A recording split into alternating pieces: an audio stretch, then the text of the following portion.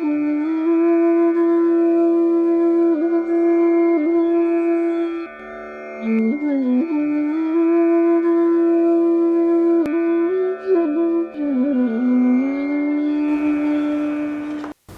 गुरु जी। बहुत समय बाद नंबर है।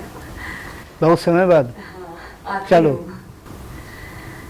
जी गुरु जी, मैं गुरु जी बचपन से ध्यान कर रही हूँ। मतलब रूढ़िचुत ब्राह्मण परिवार से हूँ। माता पिता ने बचपन से ही हम लोग सात्विक ही थे और ध्यान करना सिखाया। ध्यान क्या होता है ये नहीं बताया, परंतु आंख बंद करके मंत्र का जाप, मानसिक जाप करना सिखाया। और कई सारी बचपन में भी अनुभूति हुई, लेकिन वो कभी समझ नहीं पाई। ऐसे ही खेल खेल में कि हाँ अब और आगे बढ़ना है, हाँ एक गुफा आई है अब आगे जाना है, हाँ आगे प्रकाश दिखेगा। और उसके बाद अब गुरुजी कुछ समय ऐसा आया कि विवाह के पश्चात मैंने जॉब ज्वाइन की। और जॉब ज्वाइन करने के बाद ध्यान का समय शिफ्ट के कारण मैंने रात्रि को 11 बजे के बाद शुरू किया, क्योंकि वही समय मिलता था और रात्रि में ही मैं 2-2.5 घंटे एक साथ बैठ पाती थी। तब मुझे बहुत कई बार चेहरे दिखाई देते थे और बहुत भय होता था। वैसे हालांकि चेहरे डरावने नहीं होते थे, पर एक डर सा लगता था कि क्यों दिख रहे हैं, और ध्यान बंद कर दिया। ध्यान अर्थात वो भी अधिक समय के लिए नहीं, 1-2 हफ्ते बंद किया और फिर ब्रह्म मुहूर्त में ध्यान शुरू किया।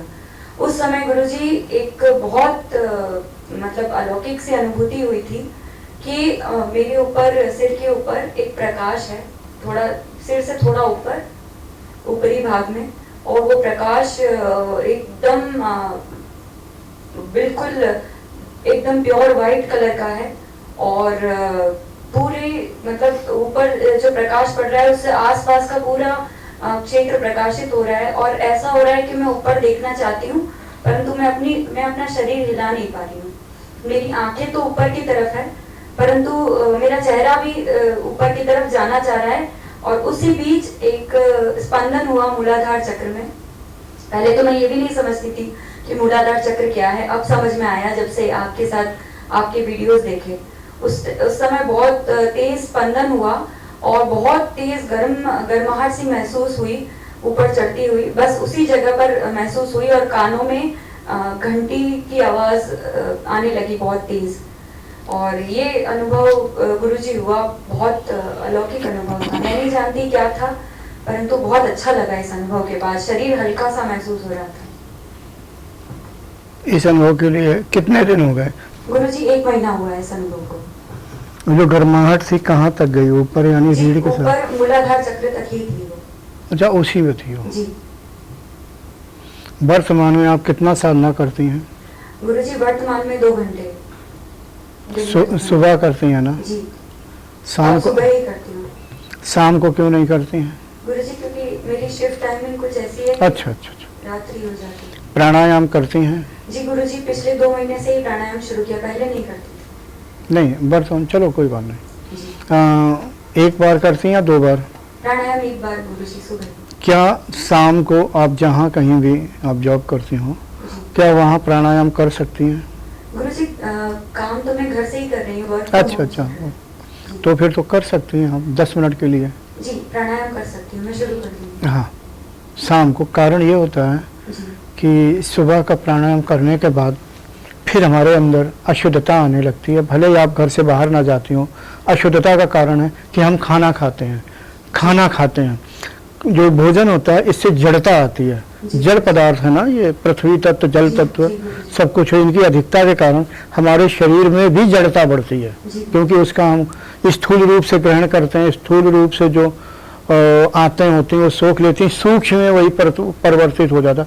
तो सूक्ष्म में धीरे धीरे होते होते यानी उसका प्रभाव अंतःकरण तक होता है, यानी चित्त तक होता है।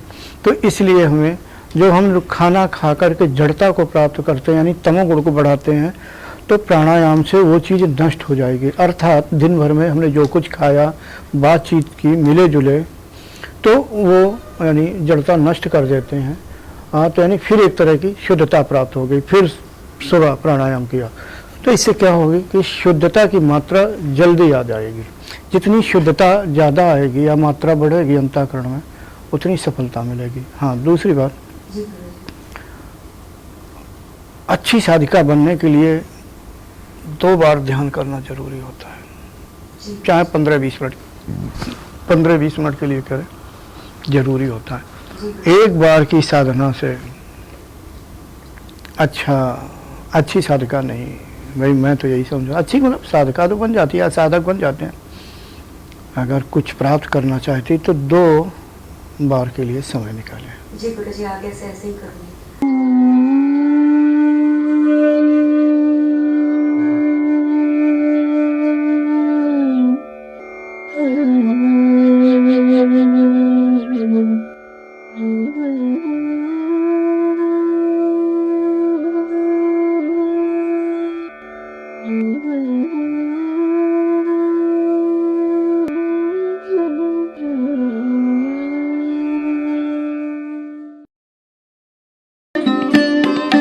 Thanks for watching.